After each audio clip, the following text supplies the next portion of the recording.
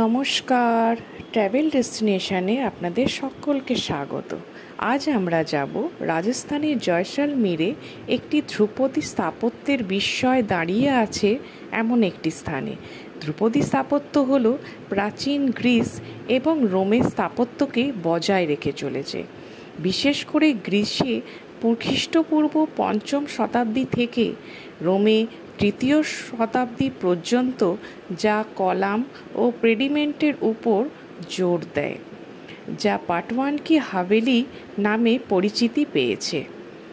পাটওয়ান পর্বতের মধ্যবর্তী সমতল ভূমিতে অবস্থিত এই হাভেলিটি ৫টি বিভিন্ন প্রাসাদে ভাগে ভাগ করা আছে। এটি আবার ব্রোকেট ব্যবসায়ীদের বাড়ি হিসাবেও পরিচিতি পেয়েছে। এই হাভেলিটি একটি ধনী বণিক, যিনি ব্রোকেট ও জুয়েলারির ব্যবসা করতেন, তাদের দ্বারা নির্মিত হয়েছিল। এমনকি অট্টালিকার মধ্যে জুয়েলার্সের অনেক ব্যবহারও দেখা গিয়েছে। এখানে যে ৫টি অট্টালিকা আছে তা ৫জন পাটোয়া ভাইদের মধ্যে ভাগ করা। বর্তমানে একটি হাভেলি অতিথিদের থাকার জন্য আর অন্য দুটি হাভেলি ভারতের প্রত্নতাত্ত্বিক জরিপ বিভাগের অধীনে রয়েছে। এবার যাওয়া যাক প্রাসাদের ভিতরে। তাতে আছে একটি জাদুঘর ও প্রাচীন আসবাবপত্র।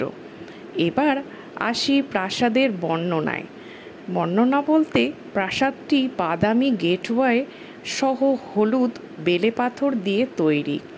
দেওয়ালগুলি সূক্ষ্ম আয়নায় কাজ করা এবং সুন্দর পেন্টিং দ্বারা সুসজ্জিত।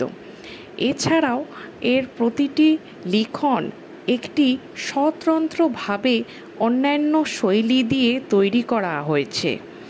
সেখানে জালি খোদাই করা আছে, যা সূর্যের আলো স্থানটিকে পড়লে আলোকিত হয়ে যায়।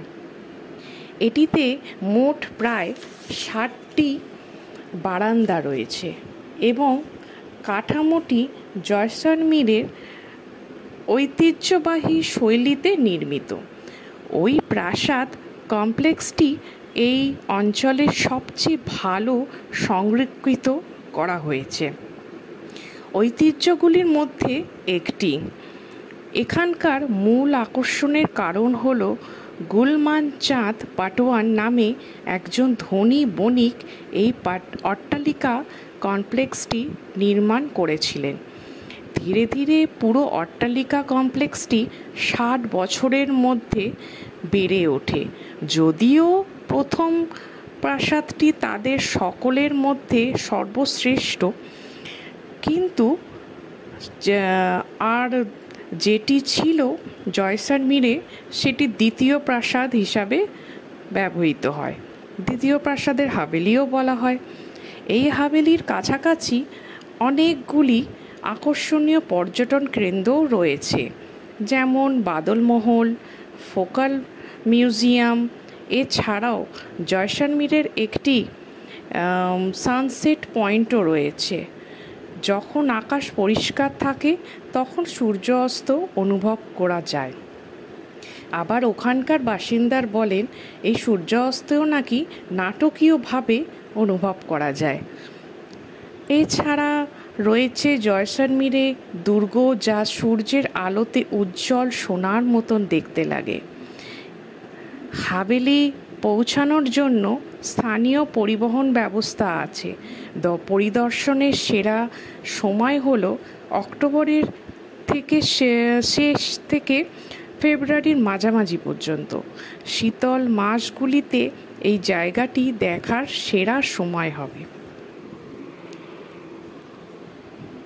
আমার এই ডেস্টিনেশনের গল্প যদি আপনাদের ভালো লেগে থাকে তাহলে আমাকে অবশ্যই জানাবেন। নমস্কার।